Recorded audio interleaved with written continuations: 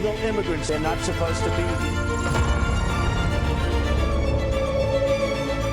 Yo soy Emerson Segura y esto es TV Migrante Informa.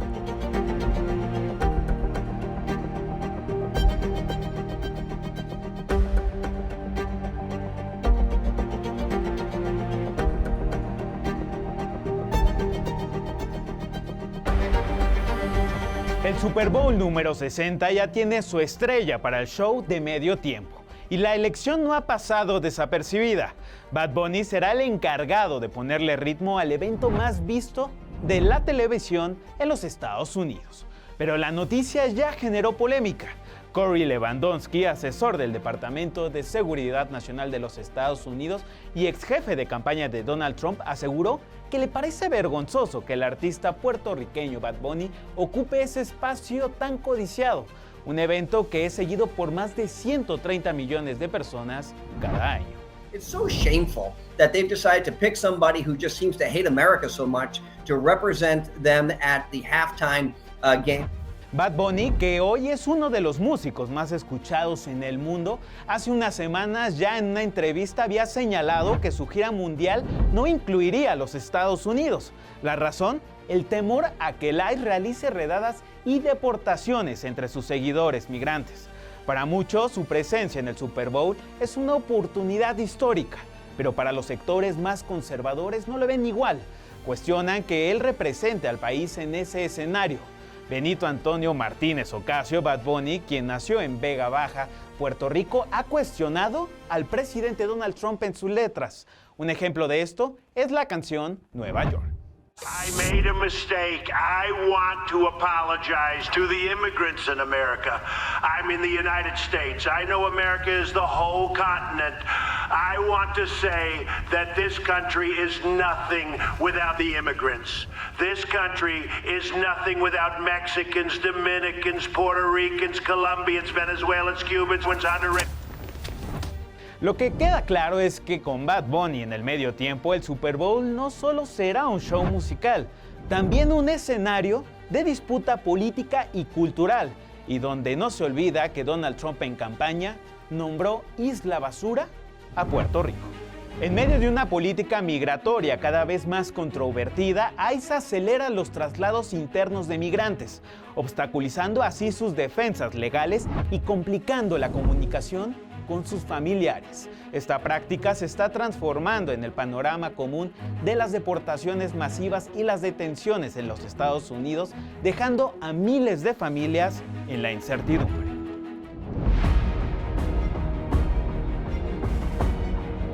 Lo que para ICE es eficiencia, hoy se traduce en deportaciones masivas de miles de migrantes. ¡Ayuda! ICE ha ejecutado traslados internos a un ritmo inédito, fragmentando las redes familiares y legales de las personas migrantes. Entre enero y julio de este año, el 12% de los detenidos ha sido trasladado al menos 4 veces, más del doble que en el mismo periodo de 2024. Al mismo tiempo, la tasa de personas detenidas en un solo centro se redujo a más de la mitad. Esta movilidad forzada, descrita por organizaciones de defensa de los migrantes, es una táctica de aislamiento y disuasión, utilizada incluso contra quienes presentan solicitudes, denuncias o protestas, como huelgas de hambre. El impacto de esta política va más allá del simple movimiento geográfico. Las reubicaciones abruptas provocan pérdida de citas y audiencias judiciales. Las familias y representantes tardan días en saber dónde se encuentra la persona detenida porque el sistema en línea de ICE no se actualiza de inmediato. Los abogados explican que este vacío de información vuelve más difícil presentar defensas efectivas y agrava el estrés de las familias, que pasan de visitas presenciales a costosas llamadas telefónicas o videollamadas para mantener contacto con sus seres queridos. Estamos en una situación en serio de preocupación. Nos tienen secuestrados prácticamente. Hay gente que está enferma, no nos dan atención médica. Las diferencias territoriales acentúan la desigualdad. California cuenta con 205 recursos legales para migrantes, mientras que Indiana tiene 16 y Luisiana apenas tiene 10. Este último opera con altas tasas de deportación. Así han sido señalados por limitar sistemáticamente el acceso a abogados, de acuerdo con medios de comunicación. El centro de detención Alexandria en Luisiana ha deportado este año el mayor número de inmigrantes y es citado como ejemplo de estas restricciones. La propia estructura de detención contribuye al problema. ICE traslada a las personas de centros temporales a instalaciones de mayor duración mientras prepara las deportaciones. Sin embargo, esta práctica las envía a cientos o miles de kilómetros de sus seres queridos, organizaciones profesionales, grupos religiosos y redes comunitarias, debilitando los vínculos que podrían ayudar a sostener su caso. Este año, el 63% de las personas ingresadas ha sido deportada. Más de una cuarta parte sigue bajo custodia, alrededor del 24% ha estado detenida más de 2 meses y casi el 9% más de 5 meses. Para organizaciones y defensores de los derechos humanos, los traslados múltiples, el aislamiento y la reducción de alternativas a la detención configuran una estrategia que erosiona los derechos básicos y presiona a los migrantes para aceptar la salida voluntaria. Los datos muestran que el número de retornos y las salidas voluntarias se han duplicado con creces este último año, reforzando la percepción de que la administración actual utiliza los traslados no solo para optimizar deportaciones, sino también para desmovilizar cualquier intento de resistencia legal o comunitaria, dejando así la pregunta: ¿son los traslados necesarios para administrar un sistema sobrecargado? ¿O bien son intentos deliberados de aislar a las personas migrantes de sus familias y del sistema judicial? TV Migrante.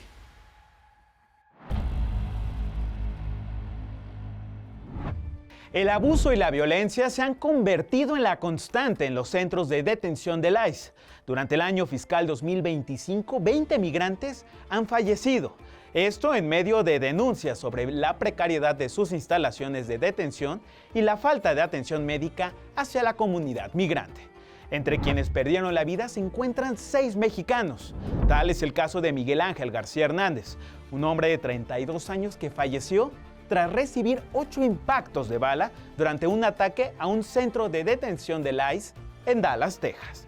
El segundo caso es el de José Manuel Sánchez Castro, de 36 años, que falleció en un centro de detención de Washington por falta de atención médica.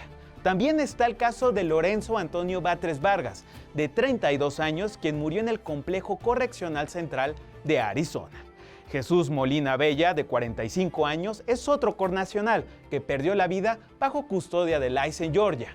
De igual caso, tenemos el de Abelardo Avellaneda Delgado, de 68 años, quien falleció justamente durante un traslado a un centro de detención en Georgia. Y finalmente, Ismael Ayala Uribe, de 39 años, beneficiario de DACA, que murió en California y cuya causa de muerte aún está bajo investigación de diversas autoridades. Hay que recordar que desde el inicio de la campaña de deportaciones masivas, defensores de migrantes denuncian la falta de transparencia en las condiciones bajo las que el ICE mantiene a cientos de detenidos. La administración de Donald Trump presentó esta semana en los tribunales su plan para reactivar el programa DACA, un programa que protege temporalmente la deportación a quienes llegaron a los Estados Unidos siendo niños, permitiéndoles así trabajar de manera legal. Sin embargo, el plan introduce nuevas condiciones y se reserva el derecho de imponer cambios futuros que podrían afectar a más de 525,000 beneficiarios, entre ellos la joven Catalina Xochitl Santiago,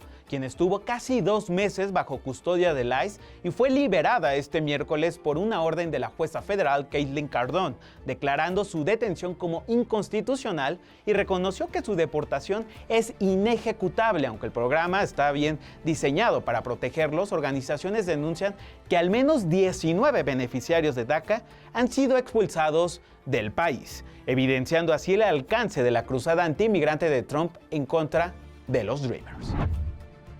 Y justamente para hablar de estos temas me da muchísimo gusto enlazarme con Melina Castillo, madre del joven Dreamer Júpiter Lara. ¿Qué tal, Melina? Bienvenida. Hola, buenas tardes.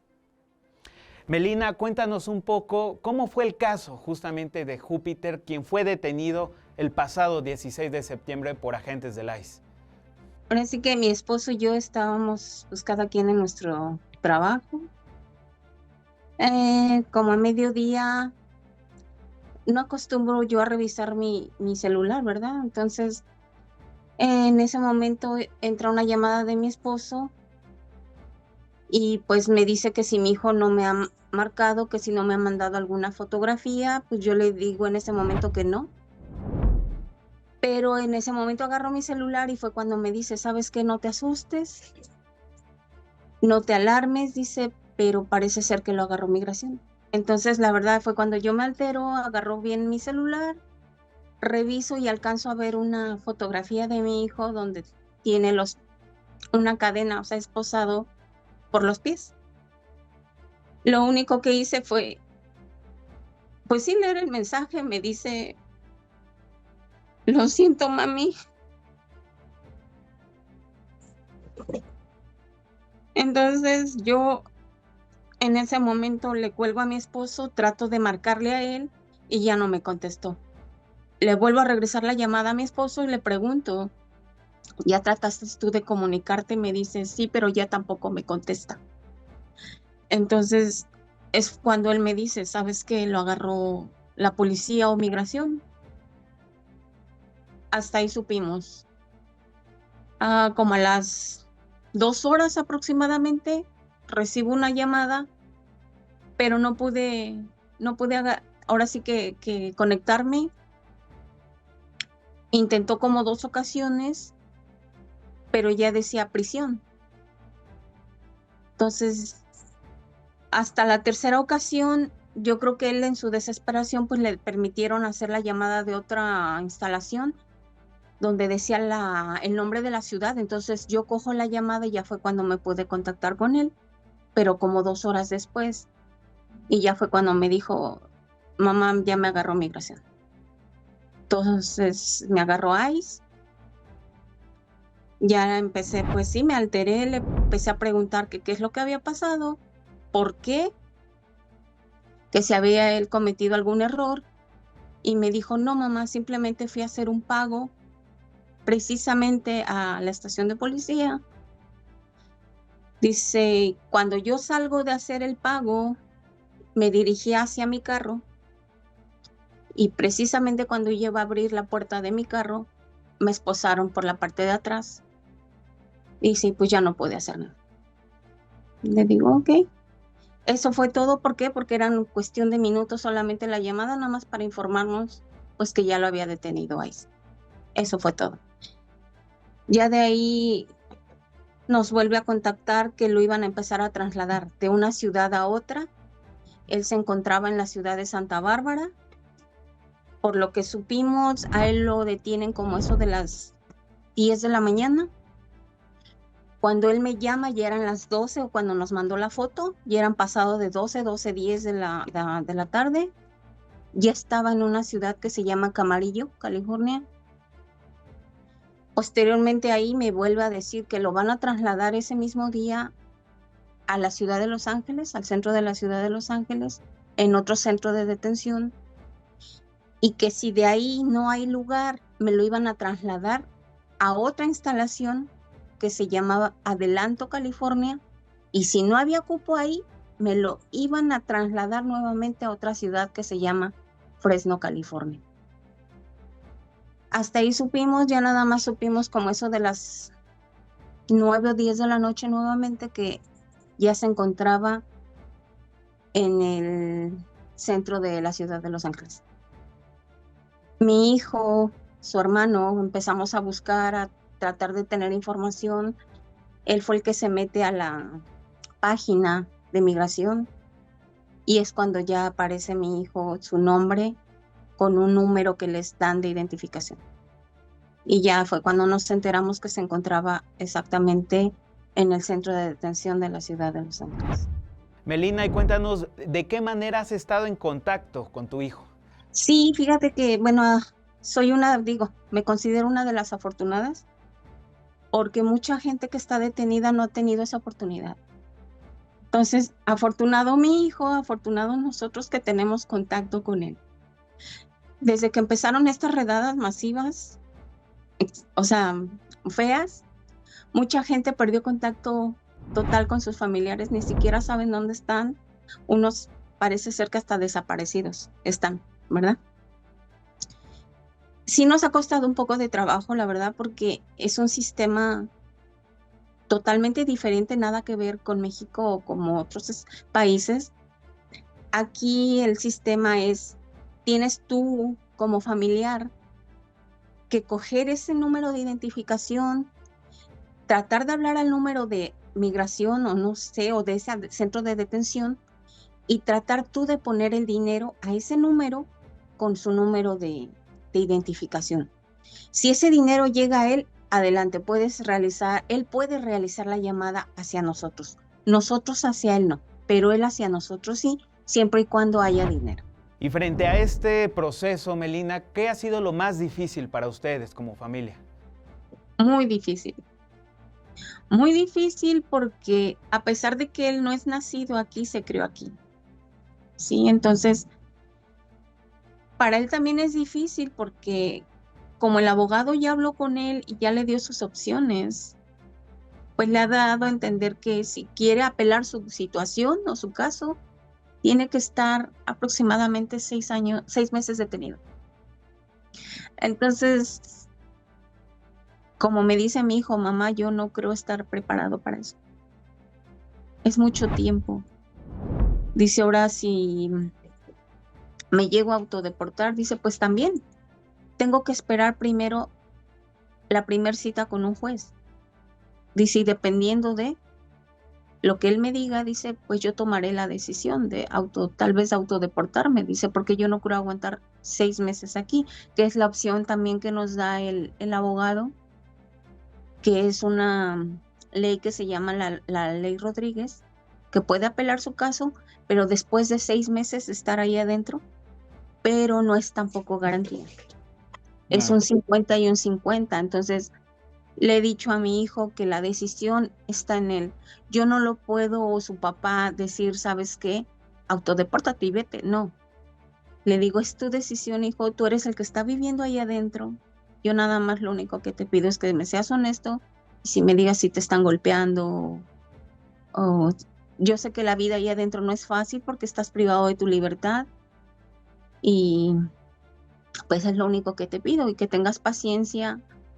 Pues de aquí a que ves a un juez, a ver qué es lo que él determina, qué decide, y pues la decisión es tuya, nosotros te vamos a apoyar, pero para nosotros la verdad sí es muy difícil.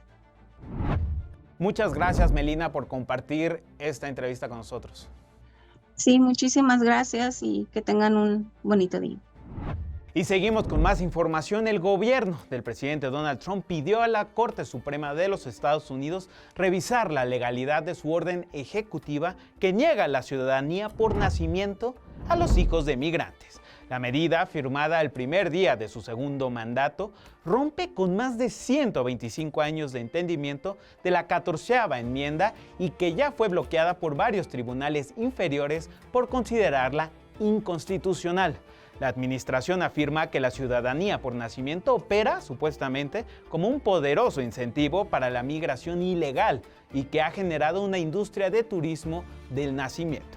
Abogados de los afectados califican la orden de ilegal y cruel, advirtiendo que ninguna maniobra del gobierno podrá quitarle la ciudadanía a los recién nacidos. Con una mayoría conservadora de 6-3, la Corte Suprema podría decidir el caso en su nuevo periodo que inicia el 6 de octubre y así emitir un fallo histórico a principios del verano.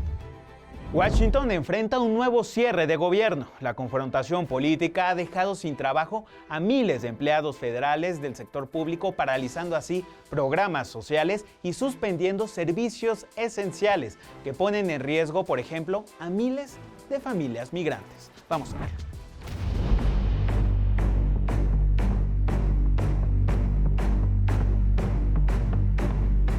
Confrontación e incertidumbre reina en Washington, D.C. tras el cierre oficial del gobierno de los Estados Unidos. Este miércoles se confirmó que demócratas y republicanos no lograron llegar a un acuerdo para el proyecto de financiamiento del Estado. Con este hecho, los principales afectados son cientos de miles de empleados federales y millones de personas que se benefician de los programas sociales.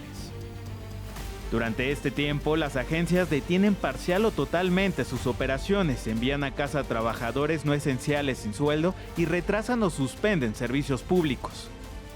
El país ya ha vivido cierres en el pasado, entre diciembre de 1995 y enero de 1996. Bajo Bill Clinton, el enfrentamiento con los republicanos paralizó al gobierno durante 21 días. Cerró parques nacionales y dejó sin sueldo a más de 280,000 empleados. En 2013, el bloqueo republicano al Affordable Care Act, conocida como Obamacare, llevó a un cierre de 16 días de la administración Obama, afectando a 800,000 empleados federales.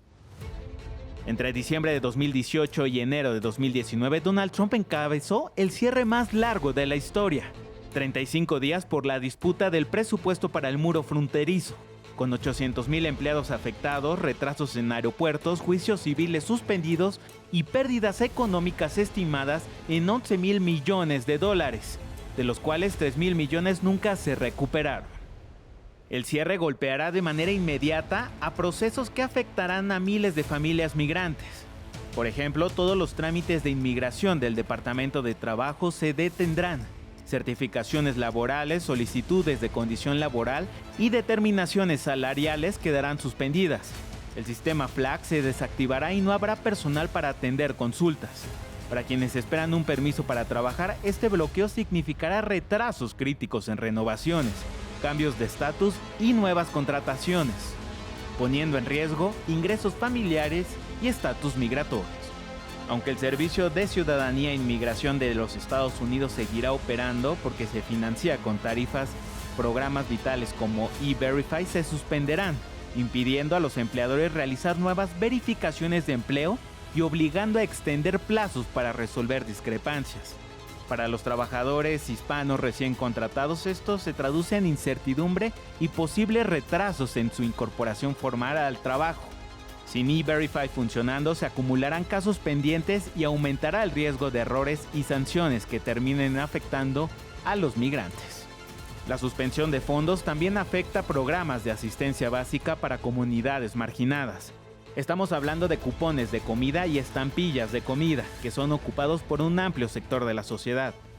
Medicaid y los subsidios de Obamacare, que constituyen el acceso médico para millones, estarían en el centro del pulso político y podrían dejar a familias sin cobertura o con costos amplios. El Departamento de Seguridad Nacional ha señalado que cerca de 260,000 trabajadores seguirán activos para mantener funciones consideradas esenciales, confirmando así que las operaciones de control migratorio y aduana seguirán en medio del cierre.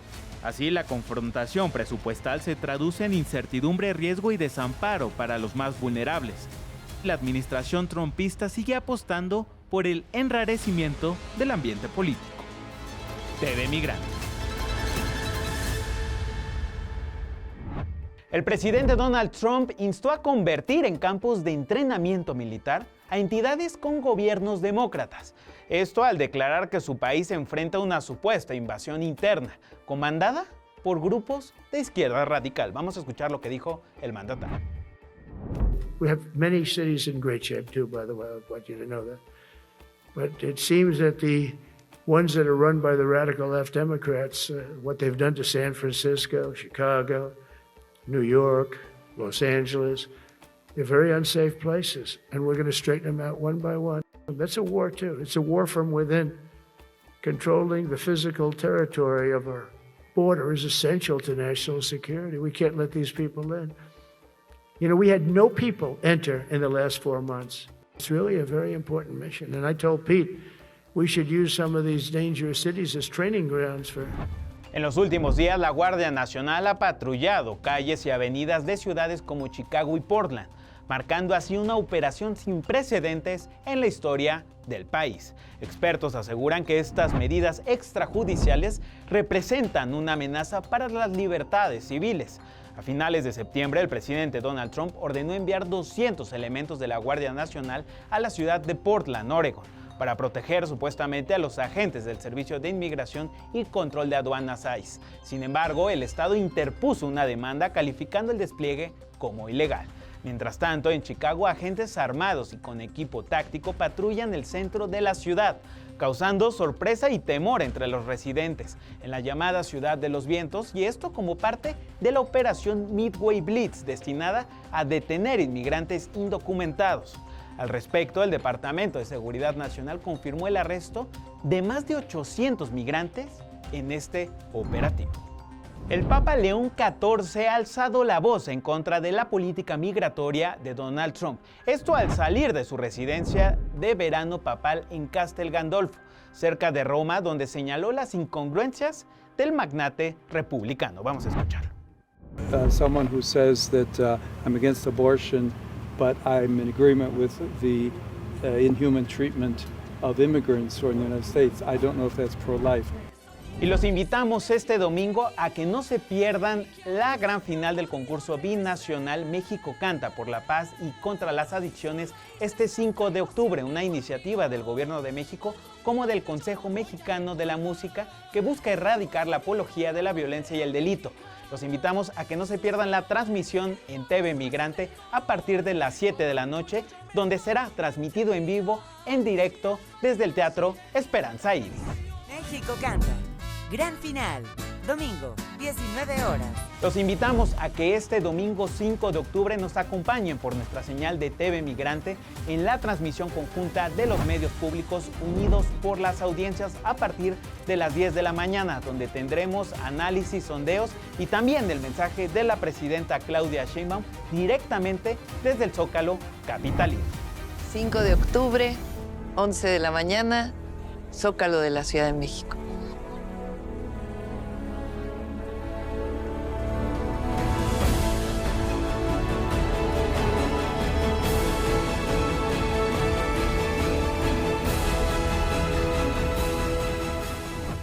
Muchas gracias por estar en este programa de TV Migrante Informa.